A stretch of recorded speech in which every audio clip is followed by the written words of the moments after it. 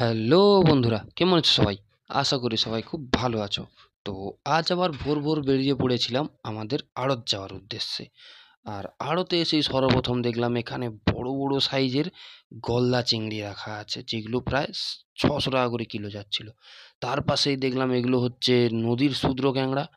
আর এর পাশেই দেখলাম একটি বড় সাইজের চিতল আর কিছু কাতলা মাছ, কিছু রুই মাছ রাখা ছিল। আর এখানে দেখলাম একজন কাকু কিছু ভোলা মাছ বেছে নিয়েছে। তার পাশেই ছিল কিছু বড় বড় সাইজের বিলাসপুর, আর তার পাশে ছিল চিংড়ি মাছ, যেগুলো বরফের চিংড়ি। এখানে দেখলাম আরও এক জায়গায় গলদা চিংড়ি রাখা আছে।